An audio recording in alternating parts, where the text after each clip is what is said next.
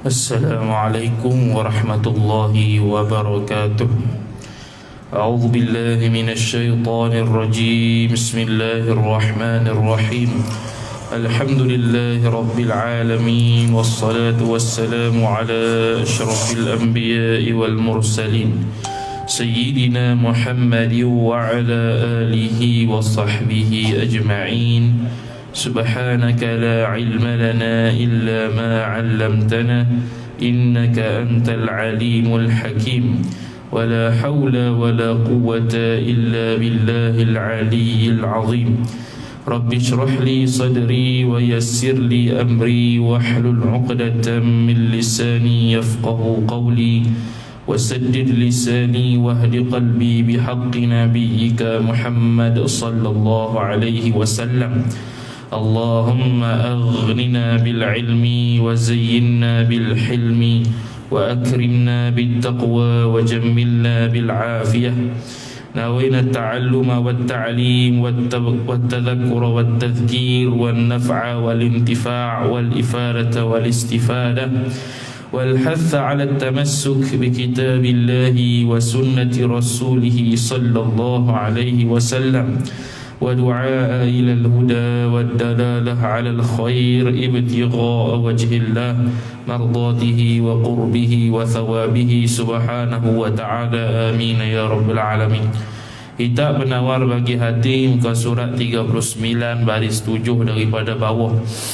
Wa qala Syekhul Musannifu rahimahullahu ta'ala wa nafa'ana Allahu bi'ulumihi wa bi'ulumikum wa bi'ulumi masyayikhina fid darain amin ya rabbal alamin. Kata pengarang Syekh Abdul Qadir bin Abdul Muttalib Al-Mandili Al-Indonesi rahimahullah subhanahu wa ta'ala, kata dia, dan ketahui olehmu bahawasanya penyakit hati seperti dengki tiada ada ubatnya melainkan dengan dicampur ilmu dengan amal seperti ma'jun. Masih lagi sambung perbahasan berkaitan dengan sifat hasad ataupun dengki. Maka sekarang ni dia nak bagi ubat, nak habis dah bab sifat dengki ni, habis tak habis pun lagi 2 muka lebih ya. Dia memberikan solusi macam mana untuk mengelakkan seseorang itu terjebak di dalam kedengkian ataupun hasad. Maka dia kata, dan ketahui olehmu, yakni wahai orang yang belajar, bahawasanya penyakit hati seperti dengki tiada ada ubatnya, ubat penyakit tu, dengki tu. Jadi dia kata dengki ni tak ada ubat. Dia bukan macam demam, bukan macam pening, bukan macam batuk, ada ubat. Dan dengan ubat itu, izin Allah Ta'ala, dengan Allah Ta'ala sudah kehendak sejak azali akan sembuh dah. Tapi dengki ni dia kata tak ada ubat. Pelik sikit dengki ni, sebab dia jenis penyakit hati. Penyakit hati ni dia tak ada ubat, tetapi dia kata melainkan dengan makna ada ubat dengan dicampur ilmu dengan amal. Iaitu mesti ada ilmu dan juga amal. Apa ilmu, apa amal, sekali dia kabur. Sebab itu Imam Ghazali radhiyallahu ta'ala anhu dalam kitab Ihya Ulumuddin menunjukkan, mengatakan bahawasanya orang yang melepaskan fardu ain tasawuf ni ialah dia salah satunya mengetahui ubat bagi penyakit mazmumah. Supaya apa? Supaya dia dapat mengelakkan diri dia daripada terus bersifat mazmumah. Baik, sebab tu dia bagi ubat ni akan datang ni. Dia kata campur ilmu dengan amal. Untuk apa? Untuk ubat penyakit hati yang namanya hasad. Maka kata dia seperti ma'jun. Ma'jun ni ubat. Kalau tengok gambar Piramli tu, filem Piramli tu, Laksmana Doremi, dia kata apa? Ma'jun kuat salasah. Tu ma'jun tu syarat, ubat. Ubat kuat, salasah 3. Dia tiup terompet, pung, cok. Orang pun pakat tengok benda tu, bom atom ke apa. Tu ma'jun tu ubat lah. Dia makan ubat kuat tu sampai terputus telinga lah, putus tangan lah. Tu ubat kuat tu. Kau ubat kuat lain ni. Ni ubat kuat patah semua benda.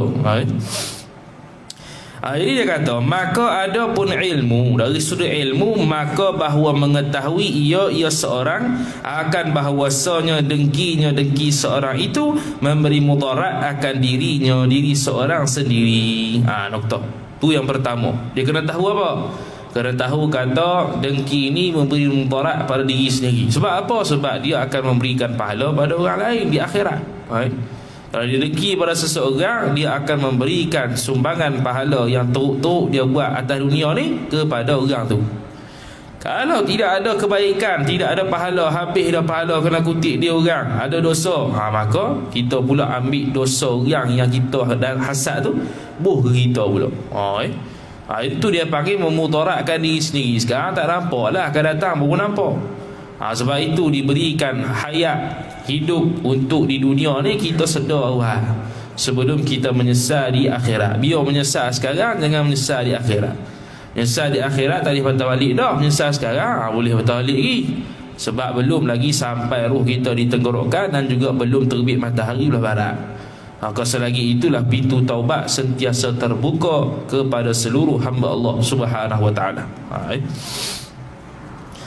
Kemudian dia kata, tiada memberi mudarat ia dengki itu akan mereka yang dengki ia seorang akan orang yang didengki itu. Orang yang nisbah orang yang didengki, orang yang dia dengki itu tak ada mudarat apa, bahkan dapat manfaat pula tanpa dia sedar. Manfaat apa? Curi pahala orang. Dia hasad ke orang tu di akhirat nanti akan curi pahala dia. Sebab akhirat ni dia tak kira orang dah, dia nak selamat diri masing-masing. Isteri suami ke tak ada dah. Isteri suami dia pakat tuntut belaka. Suami tak ajar suami tak ajar agama pada isteri akan tuntut. Dia tak pernah ajar di atas dunia sekian. Tapi kalau dah ajar dah, dia tetap tak mau juga. Tu lain cerita lah. Sama juga anak, kawan dan sebagainya. Kita pernah zalim ke orang, waktu tu dia akan minta balasan. Sebab waktu tu pakat-pakat nak selamat diri masing-masing. Tak fikir dah hang kawan ke, member ke, isteri ke, suami ke, keluarga ke, kalau ada yang boleh dituntut, dia nak tuntut. Sebab itulah peluang satu-satunya untuk pakat nak masuk syurga belakang. Kemudian kata musannif rahimahullahu ta'ala, bahkan memberi manfaat ia seorang yang mendengki itu akan orang yang didengki. Bukan bagi mudarat, bahkan manfaat. Adapun bahawasanya dengki itu memberi mudarat akan orang yang dengki, maka kerana membatalkan ia seorang akan pahala kebajikannya, pahala kebajikan seseorang. Orang yang dengki itu bila dengki akan membatalkan pahala dia. Dia panggil al-hasanatu yudhhibna as-sayyi'at. Perkara-perkara yang baik, amalan-amalan baik akan menghapuskan amalan jahat. Maka begitu juga sebaliknya, amalan jahat akan menghapuskan amalan baik. Sebab itu di akhirat nanti di padang mahsyar adanya timbangan amal antara baik dan jahat. Kalau banyak amalan baiknya, maka masuklah syurga. Dia panggil ahlul khair, orang yang baiklah. Kalau berat ke arah dosa, maka dia panggil ahlul syar, orang yang buruk, maka dia akan masuk dan neraka. Dengan izin Allah Ta'ala, kalau Allah Ta'ala tidak ampun. Kalau sama, itu tertentu pada syafaat lah. Syafaat apa dia ada? Kalau ada syafaat, boleh masuk syurga. Syafaat Nabi SAW antaranya ialah memasukkan orang yang tengah-tengah amal dia 50-50, 50-50 ke dalam syurga. Kemudian kata musannif, seperti yang tersebut pada hadis yang pertama, hak dululah. Tambahan lagi, mesebabkan oleh dengki itu akan murka Allah akan orang yang dengki itu. Itu yang nombor 2. Mudarat apa lagi yang kena ke atas orang yang dengki? Pertamanya hilang pahala, keduanya dapat murka Allah. Bila dapat murka Allah Ta'ala, maka dia tidak akan mendapat rahmat Allah Subhanahu Wa Ta'ala. Sedangkan kita nak masuk syurga ni dengan rahmat Allah, dengan redha Allah. Kalau kita tak ada redha dan rahmat Allah, macam mana nak masuk syurga? Betul dia kata tak masuk syurga orang yang dengki. Sebab apa? Sebab tidak mendapat keredaan dan rahmat daripada Allah Subhanahu Wa Ta'ala, bahkan mendapat murka Allah. Itu yang kita nak elok. Tu yang kedua. Kemudian kerana murka ia Allah, kerana murka ia orang yang dengki itu akan qada Allah Taala, akan kehendak Allah. Jadi orang yang dengki pada seseorang dapat nikmat, seolah-olah dia murka, dia marah dengan Tuhan. Sebab apa? Tuhan kehendak dia sejak azali kawan tu dapat kereta Mercedes, aku dapat kereta buruk ya. Dengki tu. Dia seolah-olah tanpa sedar dia kritik Tuhan, walaupun dia tak kritik Tuhan secara langsung. Dia hanya tak puas hati pada orang tu, tapi dalam masa yang sama tanpa dia sedari, dia telah mengkritik Allah Subhanahu Wa Taala kerana telah mentakdirkan orang tu dengan takdir yang elok, sedangkan dia takdir yang tak elok untuk dia. Tu. Dan kikir ia orang yang dengki itu dengan nikmat Allah Subhanahu Wa Taala. Sebab apa dia dengki? Kerana kikir dia berasa kurang sokmo. Kikirlah. Berasa kurang sokmo dengan nikmat Allah Subhanahu Wa Taala yang berikan pada dia. Patutnya bersyukur. Dapat RM10, alhamdulillah. Kawan tu dapat 100, alhamdulillah juga. Biarlah rezeki masing-masing. Boleh jadi kita dapat RM100, jadi tiba-tiba jadi ke arah maksiat, boleh jadi. Jadi yang baiknya RM10, tapi kita tak tahu. Contohlah. Kalau mungkin kawan tu dapat 100 kerana mungkin Allah beri RM10, dia akan mendapat murka Allah Taala. Jadi Allah Taala bagi 100 itu baik untuk dia. Boleh jadi begitu. Yang meluaskan ia Allah akan seorang daripada perbendaharaan atas perbendaharaan Allah, yakni pemilikan Allah atas hamba Allah. Dia kata yang meluaskan nikmat Allah, yang meluaskan ia Allah akan seorang daripada perbendaharaan Allah, yakni apa yang Allah Taala miliki atas hamba Allah ini, mudarat pada agamanya. Jadi berasa kikir dengan nikmat yang Allah Taala beri itu beri mudarat pada agama orang yang dengki tu. Dia seolah-olah kikir dengan nikmat yang Allah Taala beri. Nikmat yang Allah Taala beri pada dia patut cukup dah. Sebab itu daripada perbendaharaan Allah, milik Allah belaka. Jadi bila milik Allah Ta'ala beri pada hamba, semua mulia belaka, semua patut disanjung, semua patut disyukuri. Tiba-tiba dia kikir, dia rasa tak cukup. Itu memberi mudarat pada agama orang yang dengki. Tu yang keberapa? 3 ke 4. Itu mudarat nisbah orang yang dengki. Kemudian kata dia, adapun mudarat dengan dengki itu pada dunia orang yang dengki, maka bahwasanya orang yang dengki itu sentiasa ia orang yang dengki di dalam duka cita yang berpanjangan. Sedih sokmo. Sebab apa? Tak puas hati sokmo dengan orang. Hidup tak seronok langsung. Sebab apa? Tengok orang sebelah dapat tu, dapat ni, aku tak dapat apa. Dia berasa sedih sokmo. Lepas tu mari penyakit darah tinggi lah, apa benda lah, jantung lah. Sebab apa? Bukan sebab apa, sebab sakit hati dengan orang. Sakit hati dengan orang jadi darah tinggi, sakit hati dengan orang jadi sakit jantung. Tak pasal-pasal jemput penyakit lain pula. Asalnya penyakit hati je, tiba-tiba mari penyakit jasmani pula. Jadi sentiasa dia ni mudarat dia di dunia ialah sentiasa berduduk dalam keadaan sedih, duka cita, tak puas hati. Tenang ke hidup? Tak tenang hidup itu. Jadi orang yang dengki, orang yang tak mau hapus diri dia daripada dengki, senantiasa dia ni dalam keadaan duka cita, sedih, tak puas hati, tak seronok hidup. Asyik kawan tu dia dapat nikmat, aku tak dapat apa, dia rasa sedih hati. Tak syok semua hidup dia ni. Syok hidup dia, hidup kawan tu lagi syok. Diri dia tak syok mana, tak gembira mana. Itu tak bersyukur dengan nikmat Allah Subhanahu Wa Taala. Jadi nak elak pada dengki ni, antaranya saya dia akan sebutlah beri hadiah, ataupun ucap tahniah. Dia dapat apa benda nikmat, ucap tahniah lah sikit-sikit. Selamatlah dapat sikit-sikit. Itu dapat melegakan hati kita daripada timbul rasa hasad.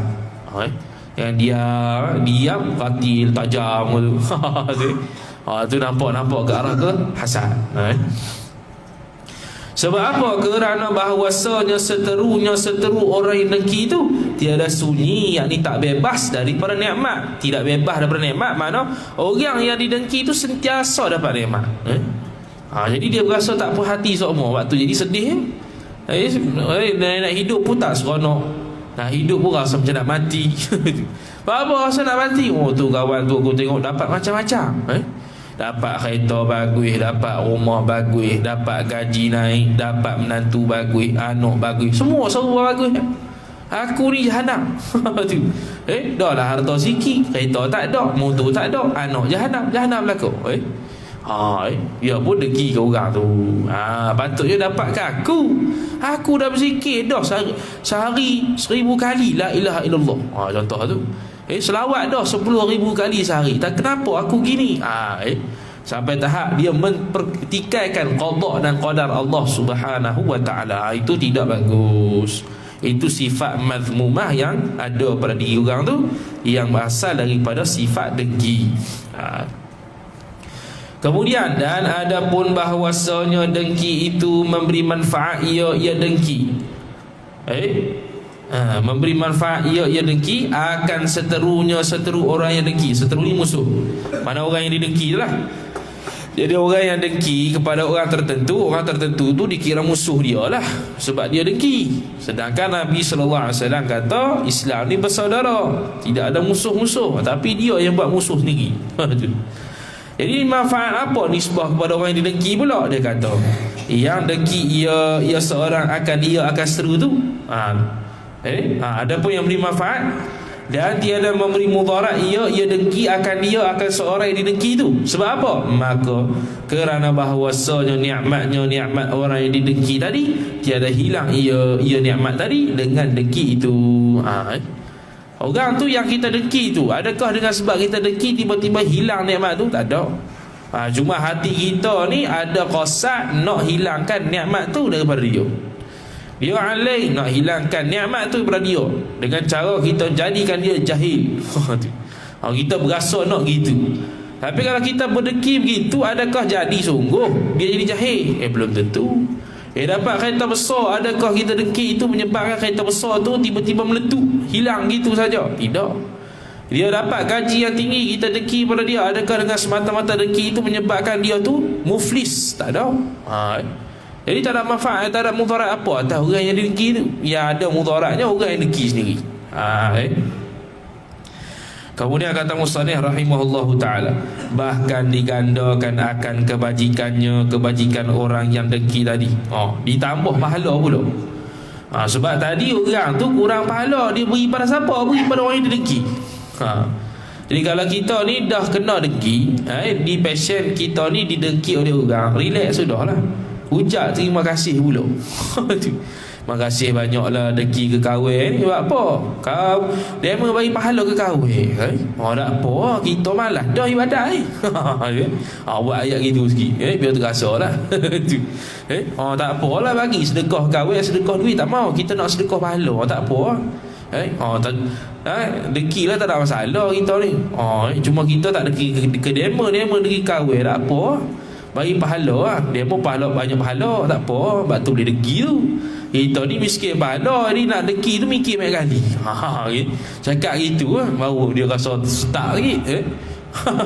Kalau tak sedar juga tak tahu nak kata. Kemudian kata musannif rahimahullah subhanahu wa ta'ala, kerana dipindahkan. Sebab apa banyak pahala orang yang didengki tadi? Kerana dipindahkan pahala kebajikan orang yang dengki itu kepada orang yang didengki. Sebab tu jadi banyak kerana pindah pahala.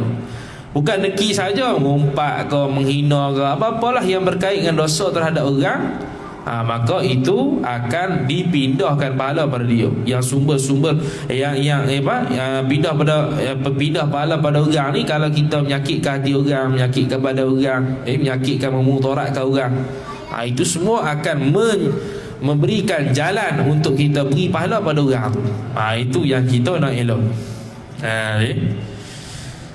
Kemudian kata musannif, pendeknya, bukan pendek panjang, kesimpulan. Tu dia panggil pendeknya. Walhasil, pendeknya, kesimpulannya, orang yang dengki itu seperti mereka yang melempar seteru dengan batu. Dia buat perumpamaan pula. Orang yang dengki dengan orang lain ni ibarat orang yang dengki itu ambil batu, beri, lempar kepada orang yang didengki tadi. Lepas tu, maka tiada kena seteru orang yang dengki. Dia ibarat begitu. Orang yang dengki terhadap orang yang didengki ibarat orang ambil batu baling tak kena. Tu. Apa maksud dia tu? Iaitu tak mudarat orang yang dengki tu. Sebab baling batu tak kena. Ada mudarat tak? Tak ada mudarat apa. Tu. Lepas tu, dan kembali batu itu kepada matanya, mata orang yang dengki. Sebab apa? Mudarat itu kembali kepada orang yang hasad. Jadi diibaratkan, dia buat contoh antara orang dengki dengan orang yang didengki. Ibarat orang dengki itu baling batu. Baling batu tak kena kepada orang yang didengki. Pak, lantun pada batu, lantun pada dinding, lantun kena mata dia. Mana mudarat kena pada siapa? Kena pada orang yang dengki, orang yang baling batu tu, bukan orang yang kena baling batu. Tu contoh orang yang hasad berhasad kepada orang yang dihasad. Ibarat seperti orang yang mengambil batu, lempar tak kena, kemudian pantul ke dia pula. Tu habis. Kemudian kata musannif rahimahullahu taala, maka membutakan ia batu akan mata mereka yang dengki tadi. Dengan sebab dia tak puas hati dengan orang tu, dia baling batu tak kena dia, kena dinding, pok pantul kena mata dia, buta. Buta tu. Mana mudarat berlaku kepada orang yang dengki, bukan orang yang didengki. Kemudian ada pun ubat yang habis titik. Tu ilmu. Dia kata hasad dengki tak ada ubat melainkan ilmu dan amal. Hak tadi ilmu. Dia kena tahu bahawasanya dia ni kalau dengki akan ada mudarat atas diri dia sendiri. Yang kedua, dia kena tahu bahawasanya kalau dia dengki tidak akan memberi mudarat kepada orang yang didengki, bahkan beri manfaat pula. Tu ilmu. Dari sudut tu kena mikir kita ni. Kena tahu. Sebelum nak hasad tu kena tahu benda tu. Tak cukup dengan tu, kena ada yang kedua, iaitu ubat dari sudut amalan. Tadi ilmu. Maka sekarang ni nak kata ubat dari sudut amalan pula. Maka kata musannif rahimahullahu ta'ala, adapun ubat yang bangsa amal, maka iaitu ubat yang bangsa amal, bahawa mengetahui ia seorang akan hukum dengki. Noktah. Beramal sudut mana tu? Beramal dia lagi sudut, dia tahu kata hukum dengki. Apa hukum dengki? Haram dosa besar ijma' ulama. Dan akan perkataan dan perbuatan yang mesebabkan akan kedua perkataan dan perbuatan itu oleh dengki itu. Noktah. Ini sudut amalan ni. Itu apa? Dia kena tahu bahawasanya hukum dengki itu dosa besar. Amal-amal dia pun macam ke arah tahu juga tadi, macam ke arah ilmu juga. Tadi ilmu dari sudut ilmu tu, dari sudut dia tahu, kena kata dia kena tahu bahawa mudarat atas diri dia kalau dia dengki pada orang, dan manfaat kepada orang yang didengki kalau dia dengki. Dari sudut amalan pula ialah dia kena mengetahui bahawasanya hukum dengki itu apa. Bila dah tahu, kemudian apakah perkataan dan perbuatan yang boleh membawa pada dengki, supaya dia tak beramal dengan dia. Jadi ada perbuatan dan perkataan yang boleh menimbulkan dengki, maka sebab itu kita jangan buat perkataan dan perbuatan yang boleh timbul dengki. Itu dari sudut amalan. Jadi kalau kita buat juga tak jadi ya. Kita tahu dah mudarat diri kita ni hasad, tahu dah dapat manfaat orang yang dengki, tiba-tiba tak beramal juga. Masih lagi dengki, masih lagi mengeluarkan perkataan-perkataan yang boleh membawa pada dengki, masih juga membuat sesuatu perbuatan yang boleh membawa kepada dengki. Tak jadi ya. Kemudian kata musannif, maka menyalahi ia seorang akan kedua perbuatan dan perkataan yang boleh bawa pada dengki itu, dan mengerjakan ia seorang akan lawan bagi kedua perkataan dan perbuatan yang boleh membawa pada dengki. Noktah. Jadi dia kena buat sebaliknya. Perkataan gini ni boleh bawa pada dengki, dia kena ucap sebaliknya. Contoh, ucap tahniah. Kalau perkataan dengki ni membawa kepada musuh, jadi kita tukar kata tahniah lah, dapat sikit-sikit. Jadi nak dengki tak jadi. Alhamdulillah, moga-moga terus berjaya. Kita kata gitu. Kata-kata sebegitu tidak akan bawa pada dengki. Kita doa dia, mudah-mudahan dapat rahmat Allah Ta'ala, dapat redha Tuhan, dapat pangkat sikit-sikit, jangan lupa pula. Hari itu dia panggil perkataan-perkataan yang tidak membawa kepada dengki. Kalau bawa kepada dengki, Allah dia. Allah dia tu. Tu ni. Allah dia tu, tak puas hati tu. Tu. Ataupun perbuatan yang boleh menimbulkan dengki. Apa-apalah, fikir sendirilah. Dia sebab setiap orang ni lain perbuatan dia yang boleh bawa pada dengki. Fikir-fikir sendiri. Sekarang ni aku tengah dengki ke dah. Jangan tak mengaku kalau dengki. Aku tak dengki padahal dengki. Tu. Ya, siapa nak mengaku dia dengki? Dengki ke? Tak dengki dah, apa dia? Kemudian kata musannif rahimahullahu taala, maka memuji ia seorang akan mereka yang dengki ia seorang akan akan orang yang didengki. Kena pujilah. Tahniah, selamat berjaya, selamat maju jaya. Tu. Jangan ada dengki pula. Allah ni payah ni. Kita tambah-tambah kalau tak puas hati dengan orang tu, dapat pangkat pula. Kita ni lah dia ni boleh lah dapat sekian-sekian, ada kabel. Contoh tu. Padahal tak ada pun contohnya. Kita tak puas hati. Ni tu dia panggil perkataan-perkataan yang berunsurkan dengki, hasad. Patutnya kita alhamdulillah, bagus ya. Kemudian kata musannif rahimahullahu taala, dan menzahirkan ia seorang akan suka cita dengan nikmat orang yang dia dengki tu. Kena zahirkan perasaan suka. Bukan sedih, bukan marah, bukan pilu dah. Rasa seronok, alhamdulillah, tahniah. Ni yang kita kena buat waktu kita, kawan kita dapat satu nikmat, supaya kita tak ada dengki. Itu apa? Pertama puji, yang kedua menzahirkan kita ni suka dengan apa yang dia dapat. Jangan duduk diam ataupun keji dia, tak puas hati tu. Tu ada timbul-timbul syahwat dengki.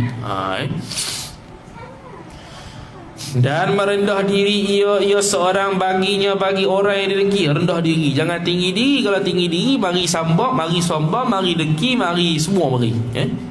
Jadi kalau dia tinggi diri, dia akan mari takabur, mari riak, mari pula hasad, dengki dan sebagainya. Kemudian kata musannif rahimahullah taala, dan dengan demikian itu, dan dengan demikian itu, dengan memuji mereka, dan meninggalkan perkataan dan perbuatan yang boleh membawa kepada dengki, jadilah oleh mereka yang dengki ia seorang akan mereka tu kawan baginya. Tu hasil dia. Kalau kita puji dia, kita menzahirkan kegembiraan, kita tawaduk, rendah diri pada dia, tidak takabur, maka jadi kawan lah, tak jadi dengki, tak jadi lawan lah. Dia tak jadi musuh, tak jadi seteru, bahkan jadi sahabat karib pula, jadi kawan baik pula. Tu yang kita nak tu. Kita panggil setiap orang Islam itu bersaudara, tidak ada musuh. Musuh dia orang kafir kafir pula, kafir harbi. Bukan semua kafir. Kafir zimmi kawan kita. Kafir zimmi kawan kita. Kafir harbi hak menentang Islam, itu baru musuh kita. Tiba-tiba sesama Islam pun musuh juga. Tak boleh Kemudian kata musannif rahimahullahu taala, jadi kawan dan hilang daripada orang tersebut oleh dengki itu. Itu hasil dia. Dapat kawan, hilang dengki, hilang hasad, alhamdulillah. Dapat apa-apa nikmat orang tu dapat, alhamdulillah, selamatlah. Itu jadi kawan pula, tak jadi lawan, tak jadi seteru. Itu boleh hilangkan dengki. Itu cara dia. Jadi kita kena ada ilmu ni supaya kita tak dengki waktu kita nak dengki. Itu dalam surah Al-Falaq kata apa? Wa min syarri hasidin idza hasad. Dan aku berlindung kepada Allah Ta'ala dari kejahatan orang yang hasad ketika hasad. Wa min syarri hasidin idza hasad. Daripada kejahatan orang yang dengki bila dia berdengki. Bila dia berdengki baru jadi jahat. Bila dia nak menzahirkan kedengkian tu pada orang tu, jaga-jaga. Wa min syarri hasidin idza hasad. Aku berlindung daripada Allah Ta'ala daripada kejahatan orang yang dengki apabila dia nak menzahirkan kedengkian dia. Jadi kalau kita buat perkara-perkara tadi, tidak zahir kedengkian kita, bahkan menzahirkan kegembiraan dan menghapuskan kedengkian. Tu wa min syarri hasidin idza hasad. Kemudian kata musannif rahimahullahu taala, Dan lepas ia seorang daripada dosa nyonya seorang dan siksa nyonya seorang. Siksa di akhirat, dosa di sebuah sekarang. Jadi dia tak berdosa sebab tak dengki. Dengki sudah hilang, tak dosa. Kalau dengki ada, dosa. Di akhirat pula dapat pahala. Kalau dengki, hilang pahala. Kalau tak dengki, masuk syurga. Kalau dengki, tak dapat keampunan Allah, masuk neraka. Kita nak mana pilih Jadi dengki ni kena sedar diri sendiri sedang dengki. Jangan tak buat tak perasan, ataupun buat tak tahu, ataupun tak mengaku aku ni tak dengki, cuma nak kata lah. Nak kata tu dengki je. Macam ngumpat, aku ni bukan ngumpat. Lepas tu ngumpat lah tu. Aku cakap pasal dia ni bukan ngumpat, dah ngumpat lah tu. Tak ada orang kata ya aku ni nak mengumpat dia ni. Tak ada orang mengaku. Sebab tu dia mengaji tasawuf ni untuk diri sendiri sedar apa yang dia buat dosa. Dia bukan nak hukum orang lain riak, orang lain sum'ah, orang lain takabur. Tu pasal dia lah. Dia tasawuf ni pasal kita, bukan pasal orang. Kalau pasal orang ni akidah, pekoh, tu pasal orang lah. Kita bincang hukum. Kawan ni kalau buat sekian-sekian tak sah. Kawan ni kalau etikad sekian-sekian tak sah. Tu pasal orang. Dari sudut tasawuf bukan kita nak tidik orang, bukan nak tengok dia ni bagus, tawaduk ke, dia ni tak sombong ke, dia ni riak ke. Kita tak tahu sebab tu benda hati. Zahir nampak tak sombong, rupanya sombong. Mana tahu? Zahir nampak macam dia rapat, dia baik, rupanya busuk hati. Mana tahu? Allah Ta'ala sahaja yang tahu. Telah berfirman Allah Subhanahu wa ta'ala dalam surah Fussilat ayat 34. Idfa' billati hiya ahsan fa idzal ladzi bainaka wa bainahu adawatun ka'annahu waliyyun hamim. Arti firman Allah Subhanahu wa ta'ala, tolak olehmu dengan perkara yang lebih elok, maka tiba-tiba orang yang antara kamu antara engkau dan antara orang tu perseteruan seolah-olah kawan yang hampir. Dia kata tolak olehmu dengan perkara yang lebih baik. Jadi tolaklah dengki itu dengan perkara yang lebih baik. Mana? Kita tidak berdengki, kita bersahabat dengan dia, kita mencak tahniah pada dia, kita puji dia. Maka tiba-tiba orang yang antara engkau dan antara orang itu perseteruan seolah-olah kawan yang hampir. Selepas kamu buat begitu, hilangkan kedengkian, maka asalnya seteru jadi kawan. Tu dalam firman Allah Ta'ala, idfa' billati hiya ahsan fa idzal ladzi bainaka wa bainahu adawatun ka'annahu waliyyun hamim. Dan ketahui olehmu, yakni wahai orang yang belajar, bahwasanya tabiat manusia kasih ia manusia akan mendapat nikmat kawan manusia, kawan seorang. Ni tabiat manusia ni suka dapat nikmat orang lain. Tu tabiat dia. Tu tabiat passion dia tu. Jadi passion orang yang dengki ni, passion manusia ni tak tilik pada dengki kedak ni. Ni dia kata passion manusia. Jadi passion manusia ni memang begitu, iaitu suka mendapat nikmat orang lain. Itu passion dia. Sebab tu syarak mari, agama mari supaya cegah benda tu, supaya tak jadi dengki. Kalau suka nikmat orang pun jangan sampai tahap nak menghilangkan nikmat dia. Itu tak boleh. Tapi kalau suka nikmat orang tu dan kita pula teringin nak dapat begitu dalam keadaan tidak bercita-cita untuk menghilangkan nikmat tu, tu tak dosa. Tu dia panggil ribta. Tu tak panggil dengki. Dia panggil ribta. Contohnya kita nampak orang kaya, kita pun bercita-cita dalam hati nak jadi kaya macam dia supaya dapat bersedekah macam dia. Tu tak dengki, tu ribta. Yang dengki ni ialah kita nak mengharapkan harta tersebut hilang daripada dia. Tu dengki. Itu yang dilarang syarak.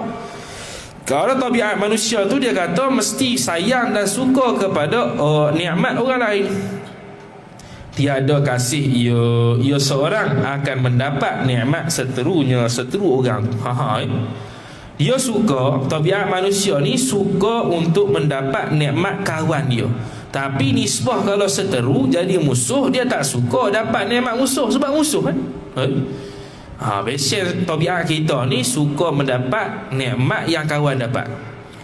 Suka mendapat nikmat yang kawan dapat. Jadi kalau kita seorang tu dapat nikmat, kita ucap tahniah, kita muzahirkan kesukaan. Dia kawan kita, kita seronoklah sebab bangga kawan kita dia dapat nikmat sikit-sikit, kita pun suka.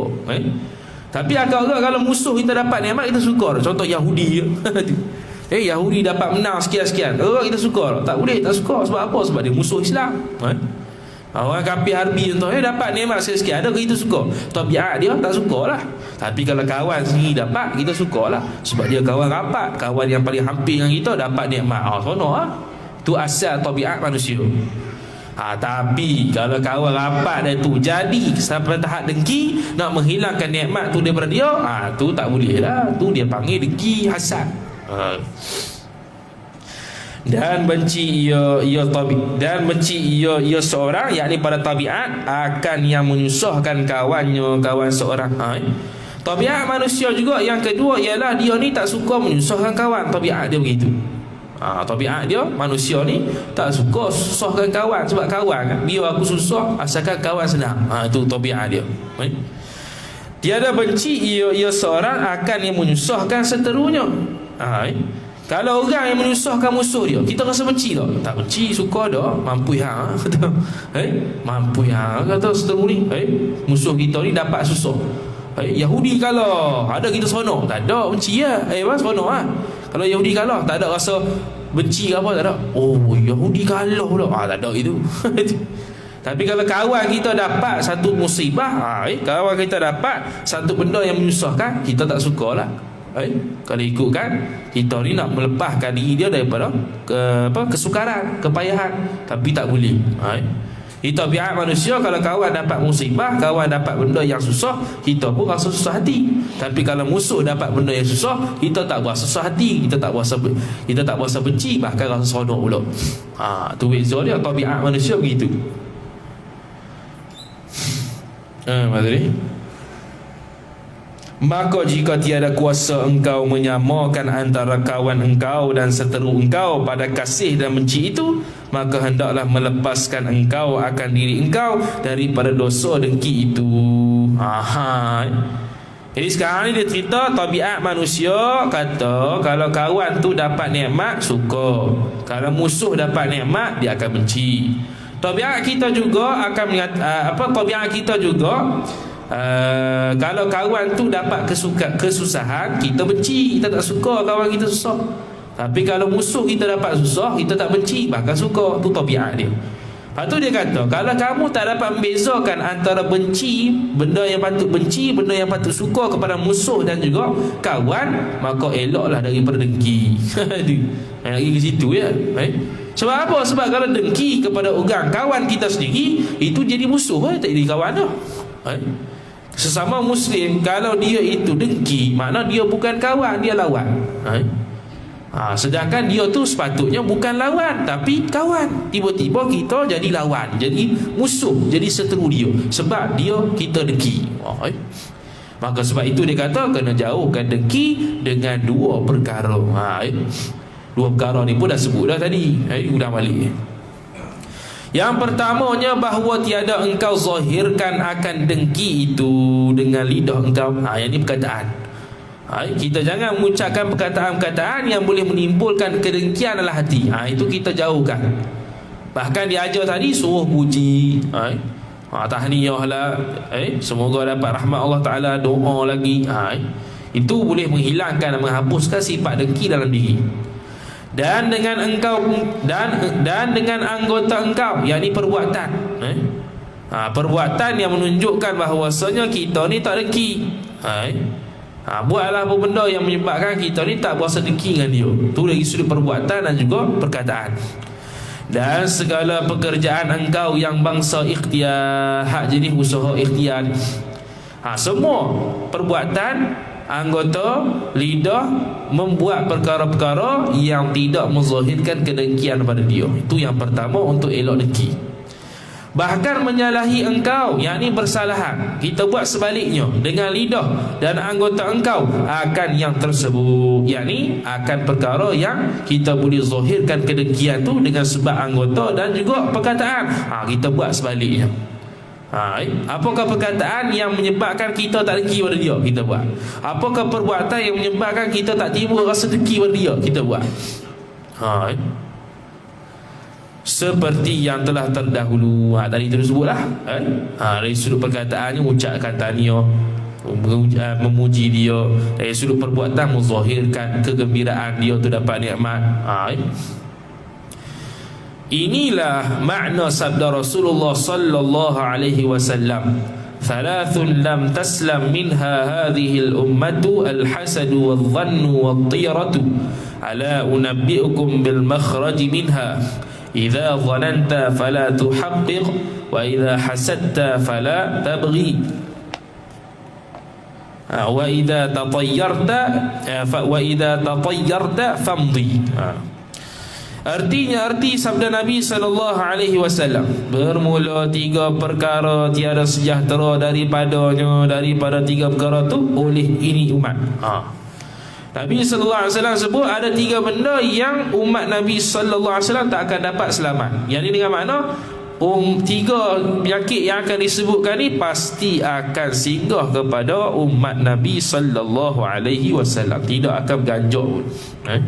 Mesti akan dapat. Mesti akan ditimpa. Apa dia tiga tu? Pertamanya dengki. Sinilah syahid dia. Jadi dengki ni ialah penyakit umat sebelum Nabi SAW dan akan kebawa kepada umat Nabi SAW. Tak akan hilang sampai kiamat. Sebab itu kita perlu belajar cara untuk elak dengki, dengan kita mengetahui dengki itu apa dan apakah ubat dengki. Yang kedua, jahat sangka, su'udzan. Su'udzan sokmo. Contohlah, dia buat walimah tak jemput kita, kita pun kata apalah dia ni, itu su'udzan. Kita husnuzan kata mungkin terlupa ke. Dia jemput 4,000 orang, terlepas lah kita ni kawan rapat ni. Dia ingat dapat dah, kemudian tak dapat lagi. Buat gana tu husnuzan. Dia pergi majlis raya contohnya, dia tak salang dengan kita. Kita pun kata awak tak salang dengan kita. Kita pun su'uzan dengan dia. Dia ni ada terasa apa-apa dengan kita, dia buat pasal. Tu su'uzan pun jadi terlepas pandang. Husnuzan lah, takkan dia tak salang dengan kita, mungkin terlepas pandang ramai sangat kot. Raya kat rumah tu tak salang kita kan. Tak apa lah. Itu dia panggil orang baik. Payah nak dapat orang baik ni. Kalau dapat orang baik ni, kena pegang elok, boleh jadi sahabat. Nak tahu baik ke tak orang tu, musafir dengan dia. Musafir dengan dia, tahulah dia ni macam mana. Tak kisahlah musafir dalam negara ke luar negara ke, tak kisahlah. Asal musafir, kita tengok macam mana perangai dia. Baru kita tahu busuk baik dia. Kalau kita tak musafir dengan dia, tak tahu dia marah lagu mana, dia baik lagu mana, dia tolong orang ke tak tahu. Dia tak zahir. Tu su'udzan dengan husnudzan. Jadi kita kena pilih husnudzan. Tambah kalau orang nak mati, orang nak mati sok nafas mati tengah mulut, tengah terbuka mata. Kita pun kata kawan ni mati kafir ni. Mati kafir tu. Mati kafir apa? Terbuka mulut, tengah dengan terbuka mata tu bukan mati kafir. Dia terkejut dapat nikmat syurga. Boleh jadi dia terkejut dapat nikmat syurga, boleh jadi terkejut dapat tengok neraka. Dua tu je. Jadi kita tak tahu dia ni ada neraka kali syurga. Jadi husnuzan kata dia ni kemungkinan terbeliak gini ni sebab dia terkejut tengok nikmat syurga. Habis aku tak belajar kan. Mati kafir terus. Dia belajar ustaz mana tak tahulah. Ustaz tu pun tak belajar mana, dia pun ambil pegang keadaan. Kata kalau mati terbeliak ni mati kafir ni, contoh lah. Bukan takat terbeliak, kalau kita ucap syahadah, talqin syahadah pada dia, asyhadu an la ilaha illallah, asyhadu anna muhammadar rasulullah, dia sebut apa? Allah tak ada. Kan? Allah tak ada. Ada kafir ke gitu? Dalam kitab Aqidatul Najin kata kita kena husnuzan. Dia cakap tu tanpa sedar. Bukan dia nak kata Allah tak ada. Dah dia ni kaki mayang, bukannya kaki zina, kaki mencuri, kaki mayang lah apa semua. Dia ni masih orang Islam. Maka dia kata kena tanggung, kata dia ni mati cak gitu tu sebab dia sakit mati. Terlalu sakit untuk tarik sakaratul maut tu sehingga dia ucap benda-benda yang tak masuk akal. Itu yang kita kena tanggung. Bukan main hukum kafir lalu lah. Lepas tu tak tanam tak tanam di kubur Islam, pi bakar dia. Tu bodoh tu. Lepas tu kena belajar dalam kitab Aqidatul Najis tu.